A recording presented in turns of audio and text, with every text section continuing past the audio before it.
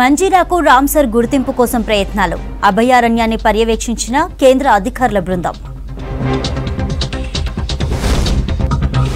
రామగుండంలో గాలి కొదిలేసిన పారిశుద్ధ్యం. కార్పొరేషన్ అస్తవ్యస్త పాలనతో ప్రజలకు ఇబ్బందులు.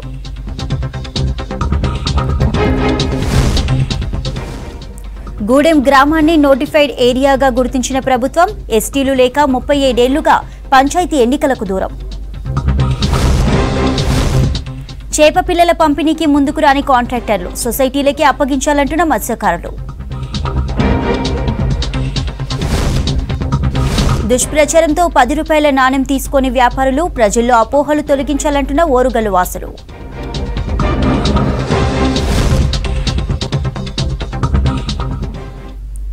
హైదరాబాద్ సికింద్రాబాద్ జంట నగరాలకు తాగునీటి సరఫరాతో పాటు నిజాం సాగర్ సామర్థ్యం కోసం మంజీరా జలాశయం నిర్మించారు. ఆ తర్వాత వన్యప్రాణుల సంరక్షణకు అనువైన ప్రదేశం కావడంతో జలాశయం ప్రాంతాన్ని 1978లో అభయారణ్యంగా గుర్తించారు. ఇప్పుడు దీనికి రామ్సర్ గుర్తింపు కోసం ప్రయత్నిస్తున్నారు.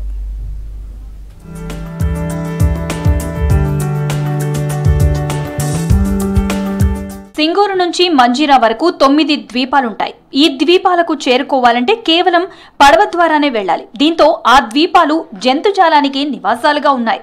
ద్వీపాల్లోని చెట్ల కొమ్మలను వలస పక్షులు స్థావరాలుగా చేసుకుంటున్నాయి. చలికాలం ప్రారంభంలో దేశ విదేశాల నుంచి లక్షలాది పక్షులు ఇక్కడికి వస్తుంటాయి. తమ సంతానాన్ని వృద్ధి చేసుకుని వేసవి ముగిసే సమయంలో తిరిగి సొంత ప్రాంతాలకు పయనమవుతుంటాయి. రకరకాల పక్షులతో పాటు రామ్సర్ గుర్తింపునకు కావలసిన చిత్తడి నేలలు ఇక్కడ అనుకూలంగా ఉన్నాయి. వాటిని పరిశీలించడానికి కేంద్రం నుంచి అధికారుల బృందం మంజీరా నదిని పరిశీలించారు.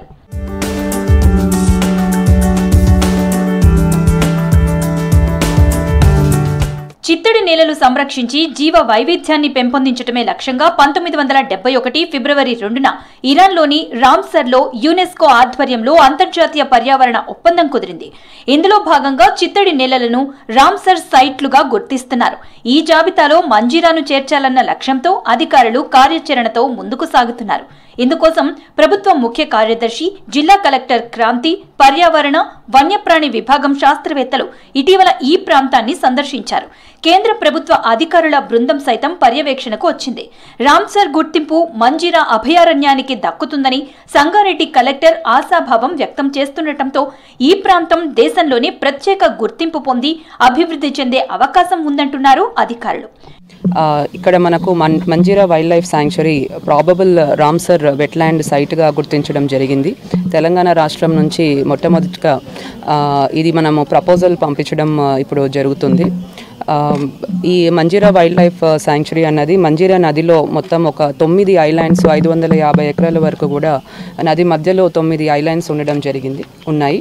ఈ ఐలాండ్స్లో చాలా బయోడైవర్సిటీ ఉండడం మనం డాక్యుమెంటేషన్ చేసి ఉన్నాము. దీంట్లో ఆల్మోస్ట్ ఒక 300 బర్డ్ స్పీసీస్ ఉన్నాయి. దాంట్లో 162 స్పీసీస్ వరకు నేటివ్ బర్డ్ స్పీసీస్ ఉన్నాయి అండ్ మిగతావి మైగ్రేటరీ బర్డ్ స్పీసీస్ ఉన్నాయి. వివిధ దేశాల నుంచి, హిమాలయాస్ నుంచి కూడా ఇక్కడ వింటర్ సీజన్లో ఇక్కడికి రావడం జరుగుతుంది. అలానే సమ్మర్ సీజన్లో ఇది బ్రీడింగ్ ఆఫ్ బర్డ్స్కి చాలా ఇంపార్టెంట్ సైట్ ఉంది. అలానే ఈ వైల్డ్ లైఫ్ శాంక్చురీలో ఎన్నో రకాల క్రొకడైల్స్ కూడా మనకు ఉన్నాయి. డిఫరెంట్ ఫిషరీస్ సంబంధించి కూడా డిఫరెంట్ వెరైటీస్ ఉన్నాయి. మంజీరా అభయారణ్యంలో 303 రకాల పక్షులు ఆవాసాలు ఏర్పాటు చేసుకున్నాయి. దాదాపు 117 రకాల కంటే ఎక్కువగానే వలస పక్షులు ఇక్కడికి వస్తుంటాయి. 14 జాతుల ఉభయచరాలు ఇక్కడ సంచరిస్తున్నాయి. 57 రకాల జాతుల చేపలు మంజీరా నదిలో జీవిస్తున్నాయి. నదీ పరివాహక ప్రాంతంలో సుమారు 32 రకాల సీతాకోక చిలుకలు కనువిందు చేస్తున్నాయి. గవర్నమెంట్ ఆఫ్ ఇండియా నుంచి జాయింట్ సెక్రటరీ గారు డాక్టర్ సుజిత్ బాజ్పేయి గారు కూడా రావడం జరిగింది. తర్వాత సెక్రటరీ లీనా నందన్ గారు కూడా వచ్చారు. ఇక్కడ రాలేదు కానీ వారు కూడా అష్యూరెన్స్ ఇచ్చారు. ఈ రామ్సర్ సైట్స్ కింద తెలంగాణలో ఇప్పుడు ఒక్కటి కూడా లేదు ప్రస్తుతంగా. కాబట్టి మనం కూడా ఎక్స్ప్లోర్ చేసి మీరు ప్రపోజల్స్ పెడితే గానీ మేము వాటిని అప్రూవ్ చేస్తామని చెప్పడం జరిగింది.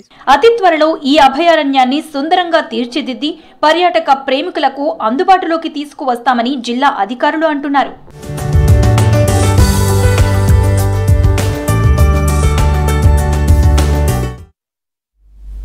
పెద్దపల్లి జిల్లా రామగుండంలో అధికారుల పాలన అస్తవ్యస్తంగా మారింది. మున్సిపాలిటీ నుంచి కార్పొరేషన్గా ఏర్పడిన తర్వాత ఎందరో ప్రజాప్రతినిధులు మారినప్పటికీ ఇక్కడి ప్రజల తలరాతలు మాత్రం మారడం లేదు.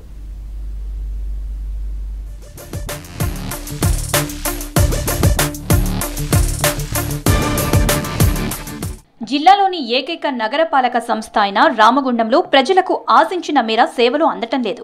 పారిశుద్ధ్యం పూర్తిగా లోపించింది. 50 డివిజన్లలోని పలు కాలనీలు దుర్వాసన వెదజల్లుతున్నాయి. పారిశుద్ధ్య విభాగంలో 448 మంది సిబ్బంది పనిచేస్తున్నా సేవలు వినియోగించుకోలేని దుస్థితి కార్పొరేషన్లో నెలకొంది. ప్రస్తుత వర్షాకాల సీజన్లో పారిశుద్ధ్యమే ప్రధానం కాగా రామగుండంలో మాత్రం పరిస్థితులు అందుకు భిన్నంగా ఉన్నాయి. పారిశుద్ధ్య నిర్వహణ లేక రోడ్లపై ఎక్కడ పడితే అక్కడ నీరు నిల్వ ఉంటోంది. ఇళ్ల మధ్యలో వర్షపు నీరు చెరువులను తలపిస్తున్నాయి. పాలనపై కమిషనర్ పూర్తి స్థాయి పట్టు సాధించకపోవడంతో విభాగాల్లో ఎవరికి వారే యమునా తీరే అన్న చందంగా వ్యవహారాలు సాగిస్తున్నారని స్థానికులు ఆగ్రహం వ్యక్తం చేస్తున్నారు. ఇప్పటికైనా గౌరవ కమిషనర్ గారు, మేయర్ గారు స్పందించి డివిజన్ బాట పట్టండి. మీ డివిజన్లకు సంబంధించినటువంటి అధికారులు, సిబ్బంది ఎవరున్నారో వారి వారి పనులు కేటాయించండి. ముఖ్యంగా పారిశుద్ధ విభాగం పూర్తిగా లోపించింది. ఎక్కడ వేసిన గొంగడి అక్కడే అన్నట్టు ప్రజలు రోగాల బారిన పడతా ఉంటే రామగుండం నగరపాలక సంస్థ సిబ్బంది వారి ఏసీ గదులలో కూర్చొని వారి వాటాలు ఎంత వస్తూ ఉన్నాయని పంచుకుంటున్నారా అని మేము ప్రశ్నిస్తూ ఉన్నాం. సాధారణంగా వర్షాకాలం సీజన్లో పారిశుద్ధ్య సేవలను సమర్థవంతంగా వినియోగించుకోవాల్సి ఉంటుంది. కానీ నగరపాలక పరిధిలో 50% ప్రాంతాల్లోనే మున్సిపల్ సేవలు అందిస్తుండగా మిగతా ప్రాంతాల్లో సింగరేణి, ఆర్ఎఫ్సిఎల్, ఎన్టీపీసీ, జెన్కో సేవలు అందిస్తున్నాయి. ప్రతి వర్షాకాలంలో ముందస్తుగా ప్రత్యేక బృందాలను ఏర్పాటు చేసేవారు. కార్పొరేషన్ సిబ్బందితోనే డ్రైన్ల పూడికతీత, నీరు నిల్వ ఉండకుండా చర్యలు చేపట్టేవారు. కానీ ఇప్పుడు ఆ పరిస్థితి లేదు. పైగా వర్షాకాల సీజన్లో అవుట్సోర్సింగ్ సిబ్బందిలో చేర్పులు, మార్పులు చేశారనే ఆరోపణలు వినిపిస్తున్నాయి. మూతలు పోయినాయి, గల్లీలల్లా రోడ్లు కుండీలు దాంతోపాటు నిధులు కేటాయించలే కదా. నిధులు కేటాయిస్తే కదా పనులు జరిగేది. పచ్చదనం అంటే చెట్లు తేవాలి, కుండి మూతలు ఏదన్నా ఉంటే అవి చేయండి అంటే వాటికి మీ సమకూర్చినాం, దీన్ని బట్టి మీరు వేయండి అని చెప్పాలి కదా.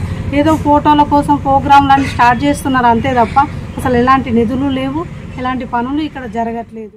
సీజనల్ వ్యాధులు వ్యాప్తి చెందుతున్న కీలకమైన సమయంలో ఆయా ప్రాంతాలపై అవగాహన ఉన్న వారిని మారుస్తున్నట్లు కార్పొరేటర్లు ఆగ్రహం వ్యక్తం చేస్తున్నారు. అలాగే రామగుండంలో కనీస సౌకర్యాలు లేక ప్రజలు నానా ఇబ్బందులు పడుతున్నారని, కనీసం రాత్రి సమయంలో వీధి దీపాలు లేక ప్రజలు ప్రమాదాల బారిన పడుతున్నారని కార్పొరేటర్ కన్నూరి సతీష్ కుమార్ గత 4 రోజుల క్రితం మున్సిపల్ కార్యాలయం ఎదుట బైఠాయించి నిరసన తెలియజేశారు.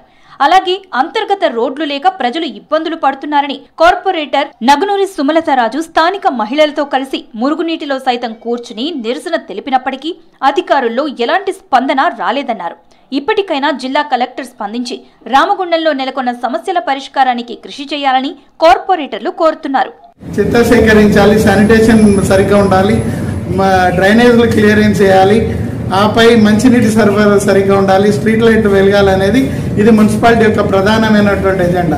ఈ ఎజెండాను విస్మరించి కూడా మరి ఈ రకంగా ప్రవర్తించడం మంచిది కాదు. ఇప్పటికే కార్పొరేటర్గా నేను 2వ 3వసారి ఈ నిరసన కార్యక్రమం చేపట్టిన.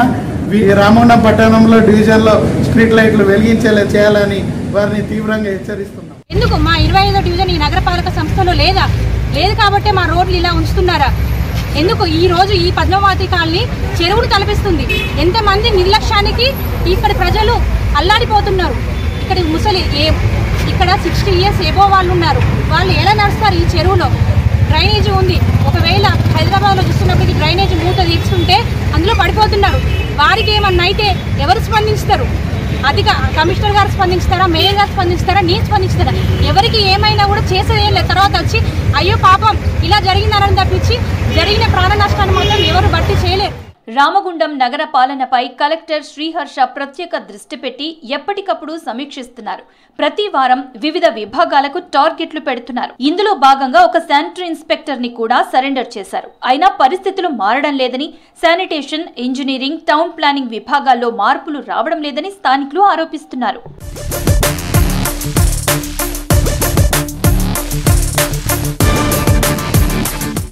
సంగారెడ్డి జిల్లాలోని పలు ప్రాంతాలకు సాగునీరు అందించేందుకు కొండపోచమ్మ సాగర్ నుండి కాలువలు తీస్తున్నారు. మరోవైపు కాలువల కోసం ఉన్న ఎకరం, అరే ఎకర భూమి లాక్కుంటున్నారని రైతులు నిరసన తెలియజేస్తుండటంతో ఏండ్లుగా కాలువల పనులు పెండింగ్లోనే ఉంటున్నాయి.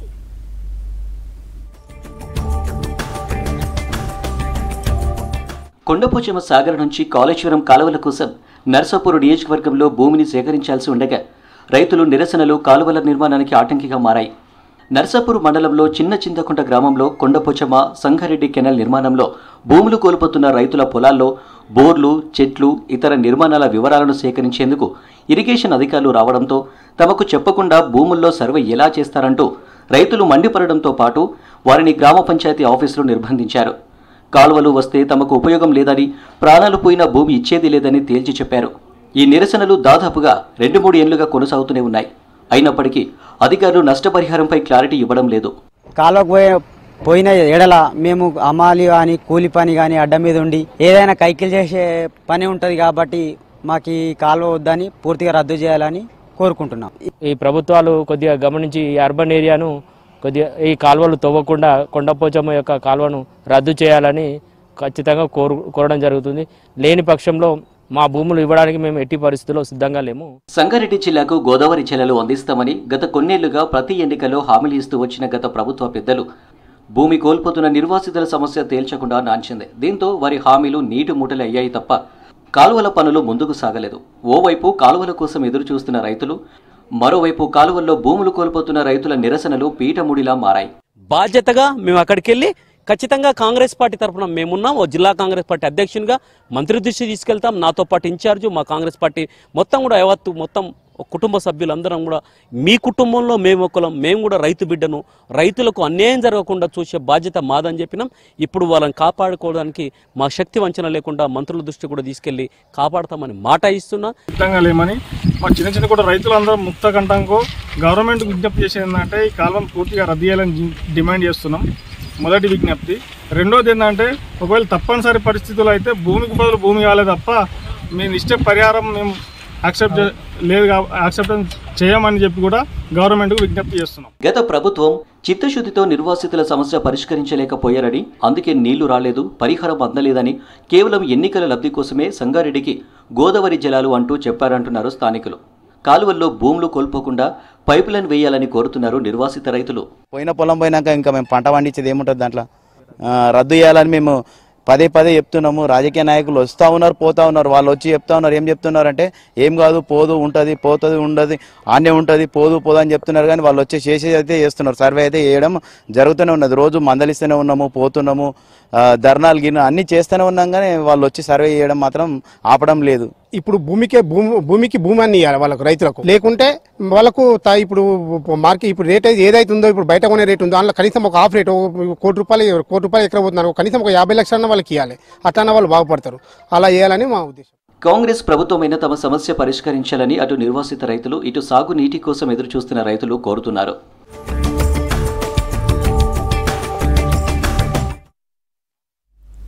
రేవంత్ సర్కార్ 2 లక్షల రుణమాఫీ హామీ నెరవేర్చినందుకు పెద్దపల్లి జిల్లా ఎలిగేడులో రైతులు సంబరాలు జరుపుకున్నారు. ఎడ్ల బండ్లతో ర్యాలీలో ఎమ్మెల్యే విజయరమణారావు, కాంగ్రెస్ నేతలు పాల్గొన్నారు. బీఆర్ఎస్ హయాంలో పెద్దపల్లి జిల్లాకు తీవ్ర అన్యాయం జరిగిందన్నారు విజయరమణారావు. వచ్చే వానాకాలం నుంచి సన్న రకంతో పాటు దొడ్డు వడ్లకు 500 బోనస్ ఇచ్చేందుకు కాంగ్రెస్ ప్రభుత్వం ప్రణాళిక సిద్ధం చేసినట్లు చెప్పారు.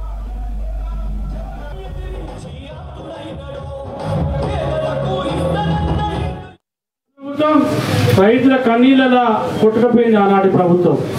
అది దొంగ ప్రభుత్వం. ఈ ప్రాంతాన్ని ఆ ప్రభుత్వం ఉంచినంత ఏ ప్రభుత్వం ఉంచలేదు. అన్ని రకాల ఉంచారు, అన్ని వ్యవస్థలను నాశనం చేశారు.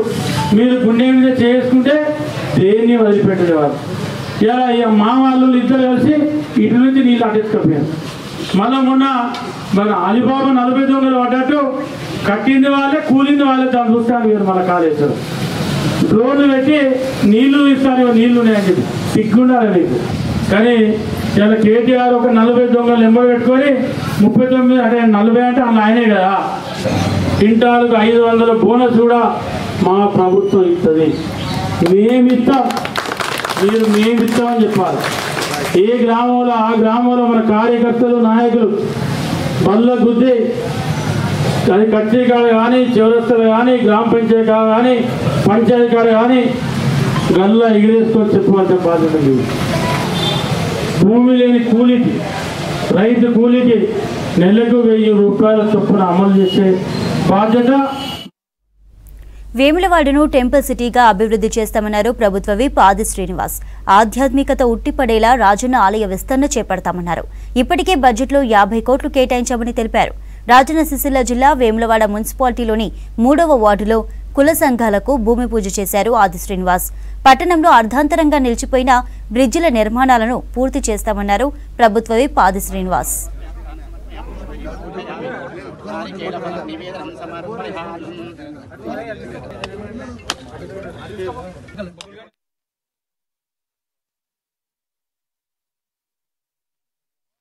ప్రజల మధ్యలో ఉంటూ ప్రజా సమస్యల పరిష్కారం ధ్యేయంగా పనిచేస్తూ అటు పల్లెలు కానీ పట్టణం కానీ అటు రైతులకు సంబంధించినటువంటి సమస్యలు కానీ నేతలకు సంబంధించిన సమస్యలు కానీ ఎస్సీ ఎస్టీ బీసీ మైనార్టీ వర్గాలకు సంబంధించినటువంటి సమస్యలు కానీ అటు సంక్షేమము ఇటు అభివృద్ధి ఎక్కడ కూడా ఆగకుండా ముందుకు సాగాలని చెప్పిన లక్ష్యంతో పనిచేస్తూ ఈ మధ్యలో ముందుకు పోతున్న క్రమంలో వేనాడు పట్టణం ఉన్నటువంటి సుమారు 34 కుల సంఘ భవనాలకు 5 లక్షల రూపాయలు ఇస్తానిచ్చిన హామీ మేరకు మొదటి దఫా ప్రతి సంఘానికి 4 లక్షల రూపాయల చొప్పున విడుదల చేయడం, అవి మున్సిపల్ ద్వారా టెండర్ ప్రక్రియ పూర్తి చేసుకుని పనులు ప్రారంభించే దశలో ఈరోజు ఇక్కడ మనం భూమి పూజ చేసుకుంటున్నాం. ఈ 34 సంఘాలకు ఇంకా లక్ష రూపాయలు ఏదైతే నేను ఇస్తాన మాట ఉందో అది కూడా ఈ పూర్తయ్యే లోపల అన్ని సంఘాలకు ఆ లక్ష రూపాయల నిధులను కూడా ప్రొసీడింగ్ రూపంలో మీకు ఇచ్చేటువంటి బాధ్యతని తీసుకుంటున్నమాట సందర్భంగా చెప్తూ, ఏదైతే పట్టణంలో ఇదివరకు నిధులు ఉండి పనులు చేసుకుని కాంట్రాక్టర్ డబ్బు రాక ఏదైతే ఆగినటువంటిది కూడా మా దృష్టికి వచ్చింది, వాటిని కూడా ప్రభుత్వం తీసుకుని పోయిన వీళ్ళని తొందరలో ఆ డబ్బు కూడా. బంగ్లాదేశ్లో హిందువులపై జరుగుతున్న దాడులకు నిరసిస్తూ మహబూబ్ నగర్ జిల్లా కేంద్రంలో ర్యాలీ తీశారు హిందూ సంఘాలు, విశ్వ హిందూ పరిషత్ సభ్యులు. వ్యాపారస్తులు, స్థానికులు స్వచ్ఛందంగా బంద్లో పాల్గొన్నారు. టీటీడీ కళ్యాణ మండపం నుంచి తెలంగాణ చౌరస్తా వరకు నిరసన ర్యాలీ తీశారు. బంగ్లాలో హిందువులపై దాడికి పాల్పడిన వారిని వెంటనే శిక్షించాలంటూ డిమాండ్ చేశారు హిందూ ఐక్యవేదిక సభ్యులు.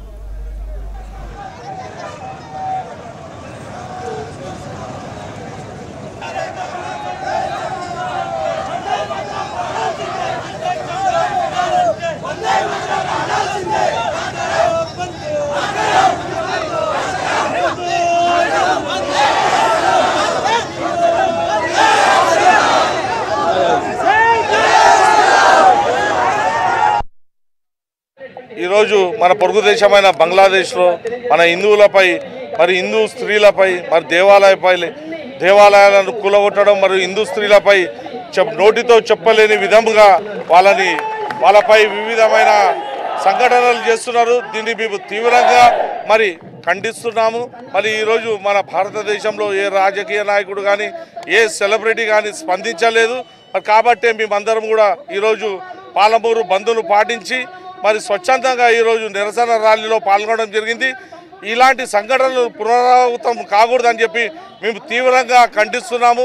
హిందూ ఐక్యవేదికగా మేము తీవ్రంగా దీన్ని ఖండిస్తున్నాము. జై హింద్. బంగ్లాదేశ్లో హిందువులపైన జరుగుతున్నటువంటి అత్యాచారాలు కానీ హిందూ దేవాలయాన్ని కూల్చివేయడం కానీ చాలా ఘోరమైన పరిస్థితి జరుగుతూ ఉన్నది.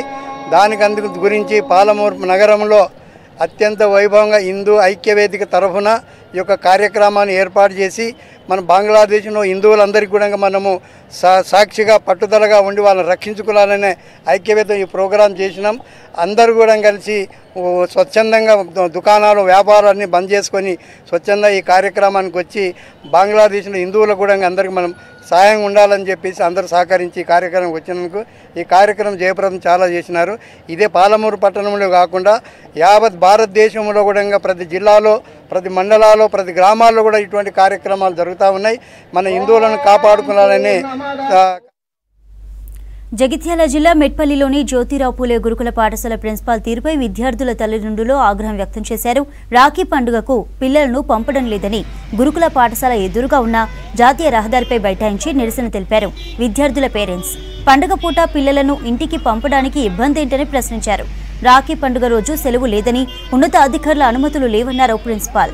వాహనాల రాకపోకలకు ఇబ్బంది కలిగించొద్దని పోలీసులు చెప్పడంతో పాఠశాల దగ్గర నిరసన తెలిపారు స్టూడెంట్స్ కుటుంబ సభ్యులు.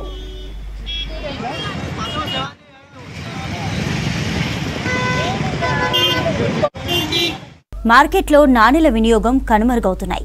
వ్యాపారులు, సాధారణ ప్రజలు నోట్లపై చూపిన ఆసక్తి నాణేలపై చూపడం లేదు. ఏ కారణం లేనప్పటికీ 10 రూపాయల నాణేలను తీసుకునేందుకు వ్యాపారులు ఇష్టపడకపోగా వినియోగంలో లేవని ప్రజలు కూడా వాడడం లేదు.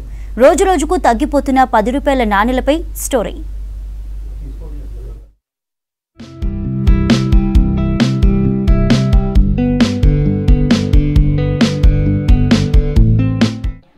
గతంలో ఆర్థిక లావాదేవీల్లో 10 రూపాయల నాణేలను వినియోగించేవారు. ప్రజల అవసరాలకు అనుగుణంగా భారతీయ రిజర్వ్ బ్యాంక్ 2005 నుంచి 2019 మధ్య కాలంలో వీటిని అందుబాటులోకి తీసుకొచ్చింది. వివిధ రూపాల్లో ఇవి ప్రజల్లోకి చేరాయి. మధ్య భాగం కాపర్ నికెల్, అంచు భాగం అల్యూమినియం, కాంస్య లోహాలతో వృత్తాకారంలో తీర్చిదిద్ది 27 మిల్లీమీటర్ల వ్యాసంతో తయారు చేశారని బ్యాంక్ అధికారులు, ఆర్థికవేత్తలు చెప్తున్నారు.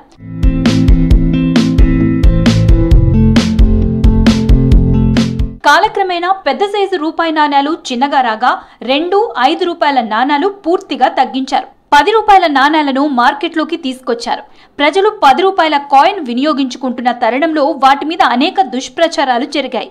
దీంతో వరంగల్లో చాలా మంది 10 రూపాయల కాయిన్ తీసుకునేందుకు వెనకడుగు వేస్తున్నారు. అవసరం ఏదైనా phone pay, Google pay, Paytm లాంటి యూపీఐ పేమెంట్స్ చేసేందుకు ఆసక్తి చూపుతుండటంతో 10 రూపాయల కాయిన్ పై ఆసక్తి తగ్గింది. ఇదే తరుణంలో ఈ నాణాన్ని ప్రభుత్వం బ్యాన్ చేసిందనే దుష్ప్రచారం జరగటంతో వ్యాపారులు, ప్రజలు నమ్మి వాటిని తీసుకునేందుకు ఇష్టపడడం లేదు. ఈ కాయిన్ చలామణి లేక ఎవరి వద్ద ఉన్న కాయిన్లు వారి వద్దనే ఉండటం కారణంగా మార్కెట్లో కనిపించకుండా పోయిందని ఆర్థికవేత్తలు చెబుతున్నారు.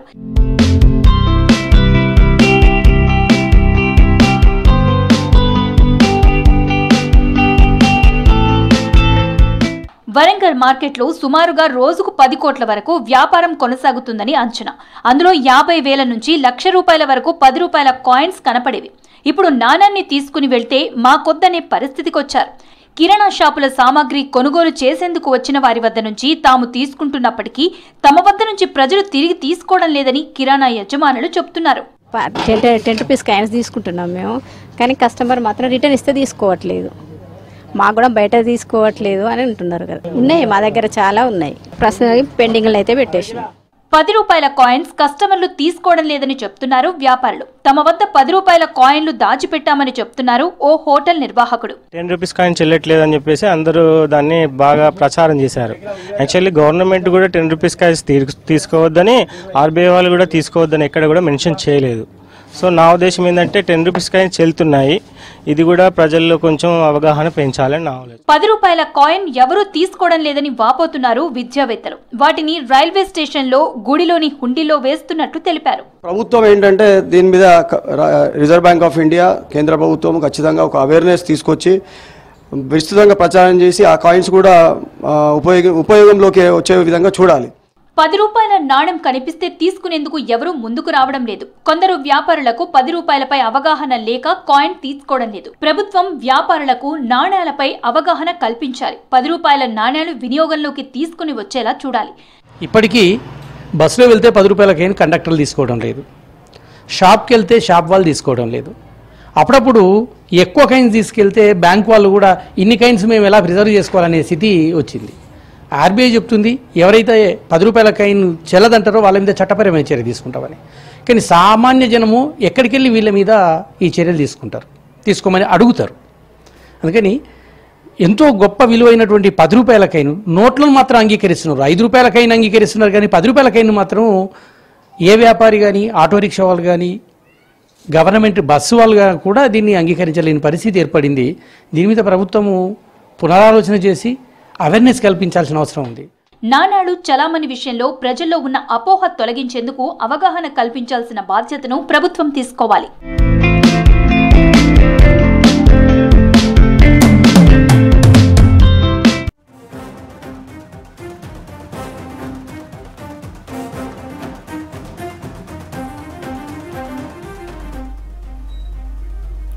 ఉమ్మడి వరంగల్ జిల్లా వ్యాప్తంగా జోరు వానలు కురుస్తున్నాయి. పలు ప్రాంతాల్లో భారీ వర్షాలకు రోడ్లపై నీళ్లు నిలిచిపోయాయి. 2 రోజుల పాటు భారీ వర్షాలుంటాయని వాతావరణ శాఖ ప్రకటించింది. ఉత్తర తెలంగాణతో పాటు దక్షిణ తెలంగాణలోనూ మోస్తరు నుంచి భారీ వర్షాలు పడతాయని చెప్పింది. జిల్లాలో చాలా రోజుల తర్వాత విస్తారంగా వర్షాలు కురుస్తుండటంతో రైతులు ఆనందం వ్యక్తం చేశారు. ఇప్పటికే 1000 ఎకరాల్లో వరి సాగు చేసిన రైతులు ఈ వర్షాలతో మరింత సాగు చేస్తామని చెబుతున్నారు.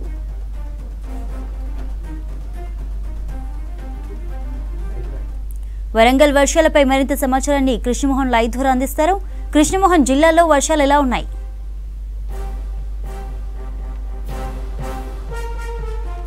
రైతులకు ఒక శుభవార్తగానే చెప్పుకోవచ్చు. ఎందుకంటే ఇప్పటికే వరికి సంబంధించినటువంటి నాట్లన్నీ కూడా పూర్తయ్యాయి. వరంగల్ ఉమ్మడి జిల్లా సంబంధించి చూస్తే ఇటు వరంగల్ కావచ్చు, జనగామ, అదేవిధంగా హన్మకొండ, ఇటు మహబూబాదు, ములుగు, భూపాలపల్లి ఇట్లా 6 జిల్లాల పరిధిలో చూస్తే దాదాపు 17.8 లక్షల ఎకరాలలో సాగవుతుంది సాధారణ సాగు. దానికంటే మించి కూడా ఈసారి సాగు ఎక్కువ జరుగుతుంది. అందులో ప్రధానమైనటువంటి పంటగా వరిని చూస్తాం. వరికి సంబంధించినటువంటి నాట్లన్నీ కూడా పూర్తయ్యాయి. కొన్ని చోట్ల అయితే వరి నాట్లు పూర్తయి నెల రోజులు దాటింది.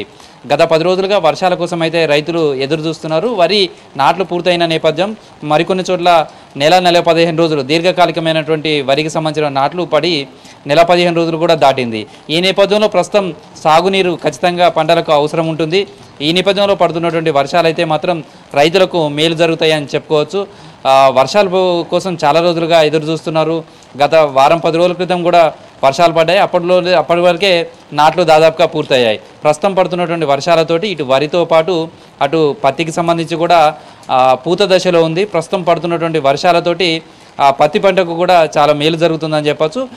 మిగతా పంటలకు సంబంధించి కూడా మొక్కజొన్న కావచ్చు, లేకపోతే మిర్చికి సంబంధించి కావచ్చు, మిర్చికి సంబంధించి నార్లు పోసుకుంటున్నట్టు చాలామంది నార్లు పోసుకుంటున్నారు.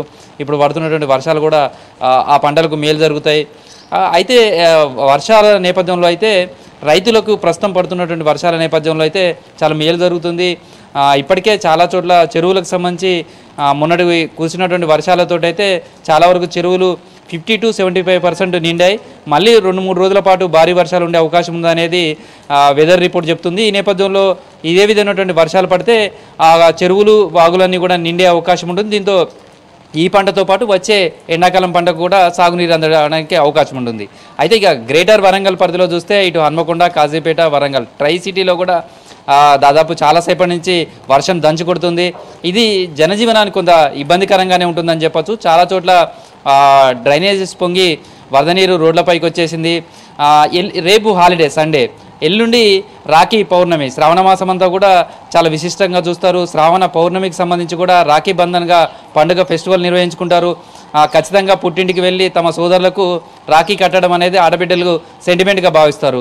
రేపు హాలిడే అంటే రాఖీ పౌర్ణమి పండుగ ముందు రోజు హాలిడే కావడం, ఈరోజు వీకెండ్ కావడంతో చాలామంది రాఖీలు కొనుగోలు చేయడం కావచ్చు, స్వీట్స్ అవన్నీ కొనుగోలు చేసి రేపు ప్రయాణాలు వెళ్ళడానికి అవకాశం ఉంటుంది. వాళ్ళంతా కూడా షాపింగ్ బయటకు వచ్చే సమయంలో వర్షం పడడంతో అయితే కొంత ఇబ్బంది పడుతున్నారు. వర్షంతో ఈ కొనుగోలుకు సంబంధించి రాఖీలు కావచ్చు, అదేవిధంగా స్వీట్స్ అలాంటివి కొనుగోలు చేయడానికి వచ్చే వాళ్ళకు ఇబ్బందికరంగా మారిందని చెప్పచ్చు. చాలా చోట్ల కూడా ఆఫీసులు పూర్తయి ఇళ్లకు వెళ్ళే సమయం ఒకసారిగా చాలా చోట్ల రోడ్లపైకి నీళ్లు రావడంతో అయితే కొంత ట్రాఫిక్ కూడా ఇబ్బందిగా మారింది.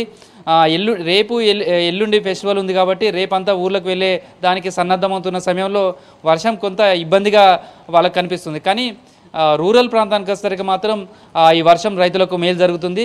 రేపు ఎల్లుండి కూడా 2 రోజుల పాటు ఇదే విధమైనటువంటి వెదర్ ఉండే అవకాశం ఉందనేది వాతావరణ శాఖ చెప్తుంది. మరో 2 రోజుల పాటు కూడా ఉత్తర తెలంగాణ వైపు వర్షాలు పడే అవకాశం ఉంది కాబట్టి కంటిన్యూ ఈ వర్షాలు పడే అవకాశం ఉందని చెప్తున్నారు. ప్రస్తుతం అయితే ఈ వర్షాలు మాత్రం రైతులకు మేలు జరుగుతాయి. కానీ ఫెస్టివల్ ముందు పడుతున్నటువంటి నగరంలో కొంత ఇబ్బంది పడుతున్నటువంటి పరిస్థితి. ఎందుకంటే కొన్ని లోతట్టు ప్రాంతాలు కూడా ఉన్నాయి. దాదాపు 100 వరకు స్లమ్ ఏరియాస్ వరంగల్ నగరంలో ఉన్నాయి. గట్టి వర్షం కనుక 2 రోజుల పాటు కురిస్తే కొంత ఆయా ప్రాంతాల్లో ఇళ్లలోకి నీళ్ళు వచ్చే అవకాశం ఉంటుంది. కొంత ఆందోళనకు గురయ్యే అవకాశం ఉంటుంది. బట్ ప్రస్తుతం అయితే పడుతున్నటువంటి వర్షం రైతులకు మేలు జరుగుతుంది. కానీ ఫెస్టివల్ ఉన్న నేపథ్యంలో షాపింగ్ వీళ్ళకి వచ్చిన వాళ్ళైతే మాత్రం కొంత అసౌకర్యానికి గురవుతున్నటువంటి పరిస్థితి కనిపిస్తుంది. Chandrika, thank you Krishnamohan.